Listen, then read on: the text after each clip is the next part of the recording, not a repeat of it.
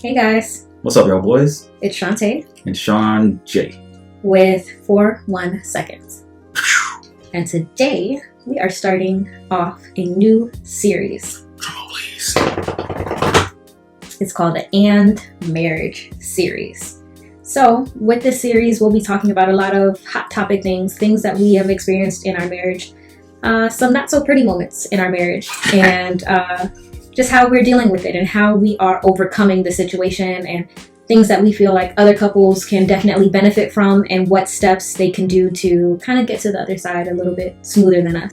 I hope you enjoy this series. So Sean, what is today's topic about? So today's topic is black and marriage. With my face.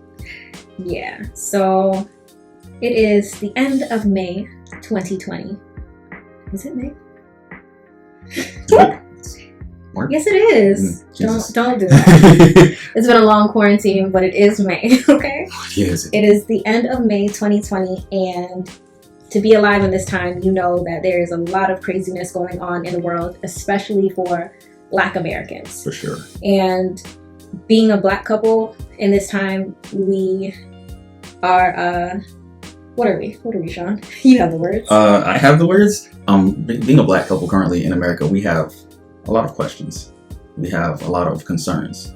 It has caused us to be, I don't want to say retrospective, but it has caused us to actually take time, sit down, and kind of rethink our own futures. Yeah, definitely.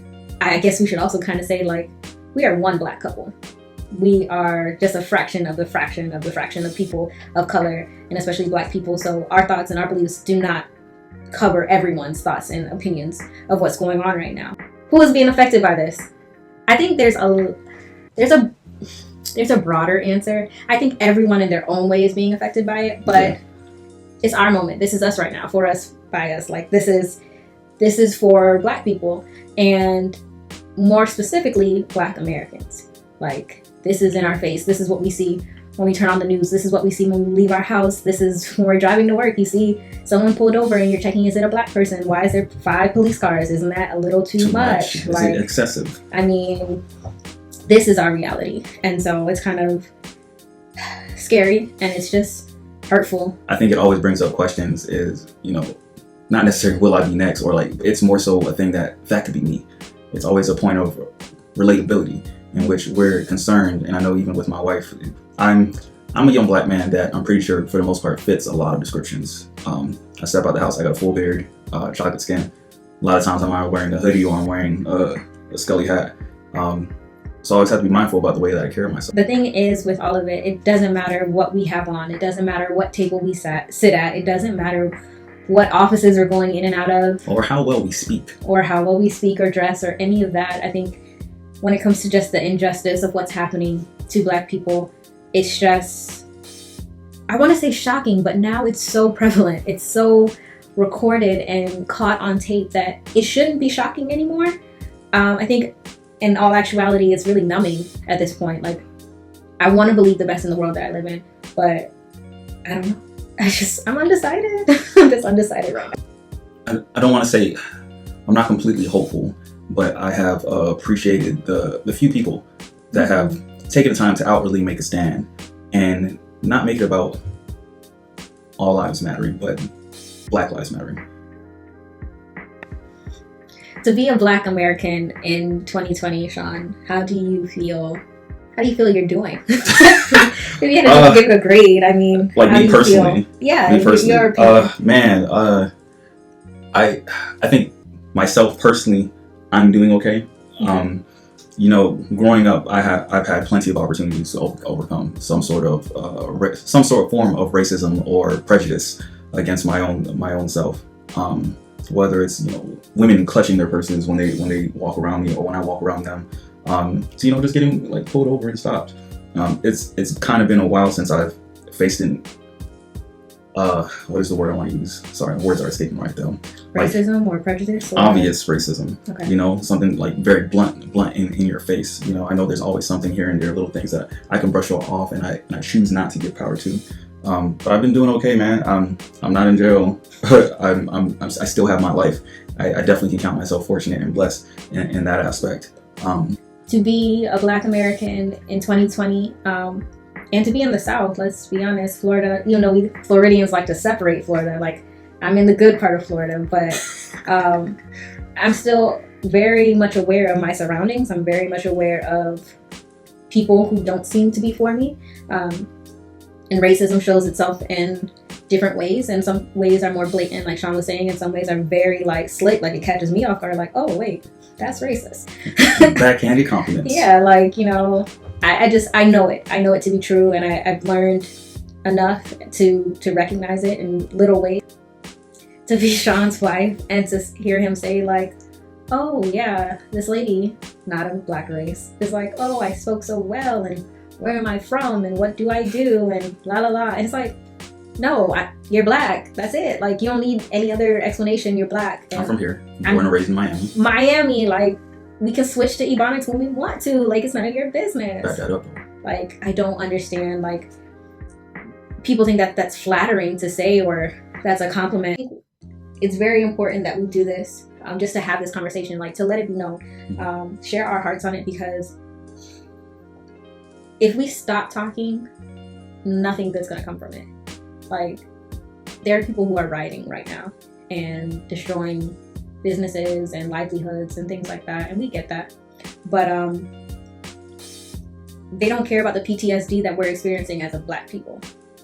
I would like to take care of my Black people as much as I can, and for some, if they're being physical and they're walking the streets and they're making signs, and others are taking the moments to stop and talk and edify, both ways are right. By any means necessary. I mean, you got to get through to someone, and not everyone is a physical learner, not everyone is a visual learner. Like, you have to do different things to reach different people, and I think there is a lane for everyone when it comes to this issue. So find it. But yeah. So first and foremost, everything is deeper. You know, when it comes to our actions, the way we dress, our body language, all these things are often considered a threat. Yeah, I mean, just common things that we do now. And we have receipts now to show that, like, the very little that we do is intimidating.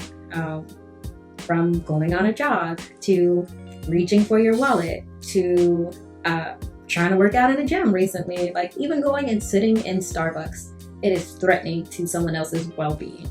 And it's lame. It's whack, bro. Like, there's no way around it. Like, it's just lame. Like, the concept for me as a Black man is that, you know, growing up, I've always had the thing where people always just like, oh, Sean, the first time I met you, you didn't smile. And you just came off very, like, you were scary. Like, I'm not gonna lie, you were scary. But then you spoke, and then I was fine. And it's just like a lot of times having the mindset that when I approach people, I have to make sure that I smile, or that I have a higher pitch in my voice, so that you don't feel any kind of way, or you don't feel any animosity, like, coming from me. Yeah, and it's extra. Even having, like, resting face as a woman, like, I don't naturally just smile. Like, it's not that I'm in a bad mood, it's just the way my face looks, and it's something I've accepted about myself. But then I also have to be cognizant that, like, people don't know that about me. Like, people have legit told me that I was intimidating, and I'm just like, bro, I'm just sitting minding my business. Like, I'm not trying to intimidate you. I don't really care to worry myself about you like that. Like, nothing about me is intimidating, or like just people just telling me I thought you were stuck up when I first met you. Like, I'm not stuck up in any bit of the word. Like, I just be chilling, but it's something that comes along with, like, preconceived notions and having Black skin and being a Black woman and being associated with the stigma of having a bad attitude. And it's not me. Like, it's really not me. And I know what it is. And I mean, it's sad, because I think, like, at the end of the day, you were taught from your mom and your dad and your grandparents and their great grandparents how, like, one day we'll get at that table, one day we'll be in their colleges, and we'll be a doctor and a lawyer, and things are going to be different. And here we are. We had a Black president. We have Black people in almost every chain of government. We think that things are going to change. We think things are finally better because we have the status now. We have the titles. And bro, it's 2020 and we're still having our first Black this. Right. So, like, just to put in perspective that this is still happening, this is still going on. For so long, Black people have been put in a position where they've always been made less than. Yeah. And I think, you know, what's shocking about that is that means that it doesn't matter where we go. It doesn't matter how we dress. It doesn't matter how we speak, because at the end of the day, it's within you. Like, it's what you think I am. Oh my God. It's what you see when you see me walking on a dark street, and when I walk into an elevator, and when I want to just be loud. Like, even like certain etiquette as a Black woman, I'm not supposed to be loud. And like, even with my friends and joking, like, that's scary to people when they see a large crowd of Black loud women. Like, these Black women about to set it off in here. If it were a group of white women and a group of Black women, the amount of attention There'll be it would different get. approaches to both parties. Exactly. So, just so you know, we operate differently. Even when you think we're not on, we're on. Because we always have to be. Always. We were raised to be. Never miss a step. So, that. How does it feel being a wife of a Black man in America 2020? When it comes to being a wife, one, there is the stigma that it basically is just for Black men. Because as we see, Black women are getting pushed to the ground and attacked and beat up and all of that, and killed. I think it is scary because I know that for some reason I can kiss Sean goodbye for work, and that might be the last time I see him alive. Crazy. And, you know, as a Christian, I believe in like pleading the blood and having faith and not operating in fear. But it's so hard to check that when anytime I go on social media and I'm just flipping through, like, I see another hashtag and they're doing something my husband would do. Like, from simple things of just being outside running. Like, this young man was just looking at a house that was being constructed. Like, I do that all the time. Like, and I'd be like, Sean, come with me. Like, that, I would never think this could end in me dying today. And that's just, like, I mean, I know it's life, and every day you can, like, lose your life, but it shakes me and it hurts me, because I could think, like, man, I could really become a widow, and I could be going from one moment, like, planning our future to planning his funeral. Like, people shouldn't have the power to choose who lives and who dies just because of your and then never get justice for it. Yeah. For the man that I've been planning my future with, the man that I've been dreaming with and building with, like, for him to just be, like, killed in the street and not have that closure of knowing, well, at least it wasn't in vain and they're going to get punished and treated fairly. Like, let me tell y'all something. Y'all better not ever. I think about the fact that, you know, in our marriage, like how I said, we're planning for a future. We talk about having kids and what our kids are going to look like. Are they going to be my color, Sean's color, a little combination of the two? Whose eyes? Are they going to have Sean's chiclets or my little baby teeth? Like, we talk about this, and it's so fun to do that. You know, it's so fun to imagine all the great things our kids are going to be, and then to think that, like, someone on the street at a certain age, like, our kid may turn 14, and in someone's eyes he's a suspect, or he's someone to be feared. Like, it's wild. That one day someone might follow my child around in the store.